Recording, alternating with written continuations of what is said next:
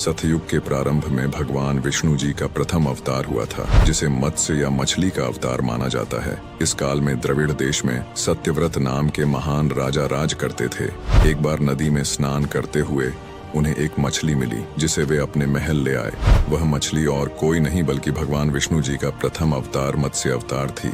मछली ने राजा सत्यव्रत से कहा कि हे राजन, हिग्रीव नामक एक राक्षस ने वेदों को चुरा लिया है। उस राक्षस का वध करने के लिए मैंने यह अवतार लिया है। आज से 7वें दिन पृथ्वी जल प्रलय से डूब जाएगी। तब तक तुम एक बड़ी सी नाव का इंतजाम कर लो और प्रलय के दिन सप्त ऋषियों के साथ सभी तरह के प्राणियों तथा औषधि बीजों को लेकर नाव पर चढ़ जाना। मैं प्रलय के दिन तुम्हें रास्ता दिखाऊंगा। बहुत कम लोग यह बात जानते होंगे कि जब बौद्ध धर्म संकटों से घिरा हुआ था तो केवल भारत के सनातनी पुत्र कामरूप के राजा पृथ्वीराय ही बचाव के लिए आगे आए थे। 1192 के युद्ध में जब मोहम्मद गौरी ने पृथ्वीराज चौहान जी को हराया तो भारत के बुरे दिन शुरू हो गए थे। फिर बख्तियार खिलजी ने कुतुबुद्दीन ऐबक के कहने पर भारत पर आक्रमण और लूटना आरंभ कर दिया, जिसके चलते उसने न केवल नालंदा, विक्रमशिला जैसी यूनिवर्सिटीज को जलाया, बल्कि 40,000 से ज्यादा विद्वानों को मौत के घाट उतार दिया। और खिलजी के बंगाल जीतने के बाद उसने तिब्बत पर कब्जा करने के लिए राजा पृथ्वीराय को अपनी ओर मिलाने की सोची और तिब्बत को आधा आधा बांटने का सुझाव दिया। राजा पृथ्वी दुर्गा भक्त सनातनी पुत्र थे।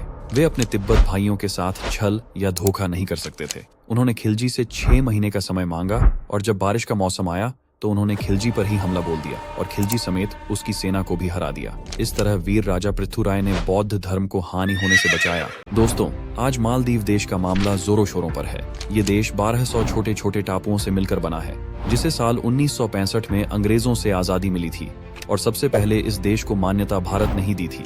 12वीं शताब्दी तक मालदीव हिंदू राजाओं के अधीन रहा। बाद में ये बौद्ध धर्म का भी केंद्र बना।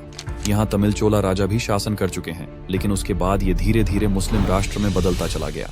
दोस्तों, जब हम किसी साधु को देखते हैं जो सांसारिक मोहमाया से अलग अपना जीवन बिता रहा होता है तो उसे हम संत, योगी या ब्रह्मचारी कह देते हैं। लेकिन ये तीनों चीजें अलग अलग होती हैं। संत शब्द संताप से आया है, अर्थात जो ताप से रहित हो। ऐसा व्यक्ति जो सांसारिक बंधनों से मुक्त होकर भगवान की प्राप्ति के लिए जीवन जीता है। वहीं योगी वह होता है जो योग शास्त्र के सिद्धांतों का अभ्यास करता है, जो मानसिक, शारीरिक और आध्यात्मिक शुद्धि के लिए अपना जीवन जीता है और एकाग्रता में रहकर मोक्ष की प्राप्ति का परिश्रम करता है। अब ब्रह्मचर्य ब्रह्म और आचरण से मिलकर बना है, जिसका अर्थ है कि वो सभी आचरण ब्रह्मा की ओर ले जाए ब्रह्मचर्य के अंतर्गत आते हैं। उसी तरह संसार को केवल मिथ्या मानना और इसके बंधन से दूर रहना ही ब्रह्मचर्य है। इस रूप में हर एक संत, योगी और ब्रह्मचारी अपने अपने उद्देश्यों के लिए अपनी अपनी राह चुनते हैं, परंतु सभी का लक्ष्य समान होता है। हिंदू धर्म के अनुसार कैलाश पर महादेव ब्रह्मलोक में ब्रह्मदेव बसते हैं। उसी तरह भगवान विष्णु जी